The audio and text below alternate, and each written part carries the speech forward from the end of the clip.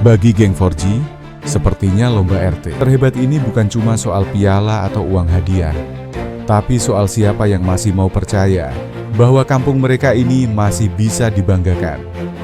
Kita belajar bahwa semangat mereka ikut lomba RT ini lebih dari semangat mereka cari kerja.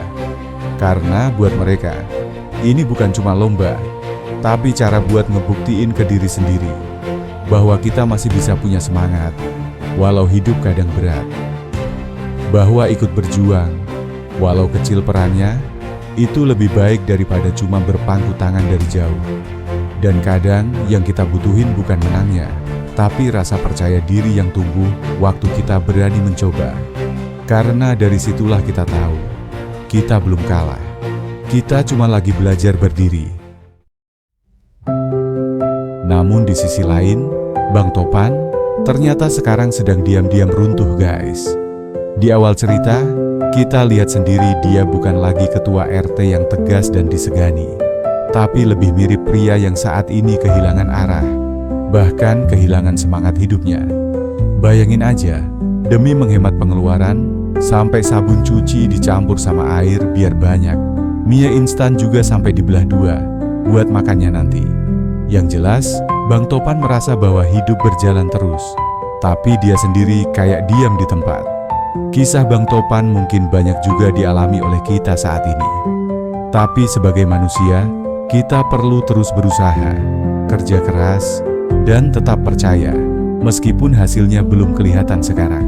Karena hidup itu bukan soal siapa yang paling cepat berhasil, tapi siapa yang tetap melangkah, meski jatuh berkali-kali. Kayak Bang Topan, mungkin kelihatannya stuck, tapi dia masih punya niat buat nyoba. Dan itu artinya, dia belum kalah. Kadang, perjuangan terbesar bukan lawan orang lain, tapi lawan rasa putus asa di dalam diri sendiri. Pertanyaan buat kalian nih, guys. Menurut kalian, apakah Bang Topan ini cuma pemalas? Atau justru, ini tanda kalau dia lagi depresi?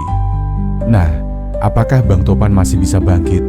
Atau justru kampung ini butuh RT baru? Seperti sosok Pak Rungkat yang hidupnya selalu semangat meski keadaannya susah. Tulis jawaban kalian di kolom komentar. Hadiah lomba 50 juta tentu aja jadi harapan besar buat mereka. Sekilas, memang kelihatan kayak motivasi iseng. Tapi lebih dari itu. Terutama buat Robi yang sering dicap pengangguran, itu adalah peluang. Selain Bang Topan, Robi, Kona, dan Dot juga sebenarnya mengalami hal yang sama.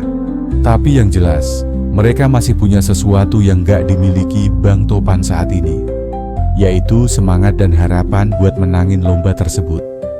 Memang semangat dan harapan itu penting banget ya guys. Karena semangat dan harapan itu seperti nyala kecil di tengah gelap. Kalau dijaga, dia bisa tumbuh jadi cahaya yang ngasih arah. Tanpa semangat, kita mudah nyerah. Tanpa harapan, kita nggak tahu mau kemana. Robi dan Peot mungkin nggak punya apa-apa secara materi, tapi mereka punya keyakinan bahwa hidup mereka masih bisa berubah. Dan kadang, itu satu-satunya hal yang kita butuhin buat mulai jalan lagi. Jadi, kalau kalian lagi ngerasa hidup mentok, jangan matiin harapanmu dulu ya. Bisa jadi, cahaya itu datang dari dalam dirimu sendiri. Bang Topan memang punya jabatan, tapi jiwanya lagi kosong. Sementara Dot, Kona, Robi, dan Peot, meski nggak punya jabatan, mereka masih punya satu hal penting, harapan.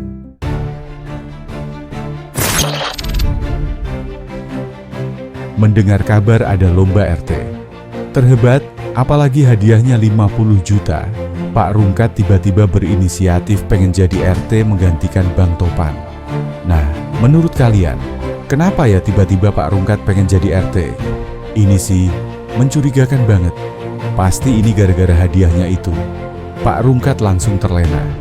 Yang menarik di episode selanjutnya adalah, akankah Pak Rungkat menggantikan posisi Bang Topan?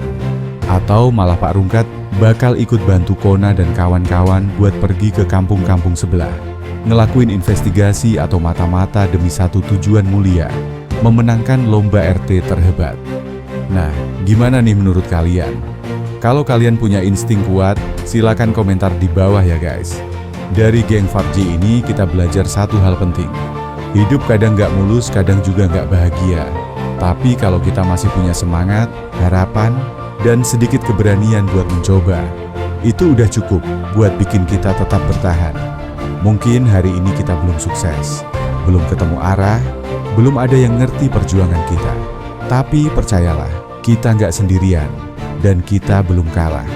Semoga dari cerita kali ini, kita jadi punya semangat baru, buat bangkit lagi, buat percaya lagi, buat jalanin hari-hari yang berat, dengan hati yang kuat. Buat kalian semua, terima kasih udah nonton, dan nemenin cerita ini sampai habis. Semoga kalian sehat selalu, rezekinya lancar, hatinya lapang, dan semangatnya nggak padam. Sampai jumpa di episode selanjutnya. Dan jangan lupa, meskipun tujuan kita kadang terlihat sulit, tetap hadapi dengan senyum. Karena kadang, ketawa adalah bentuk paling jujur dari keberanian. Sampai ketemu lagi guys. Wassalamualaikum warahmatullahi wabarakatuh.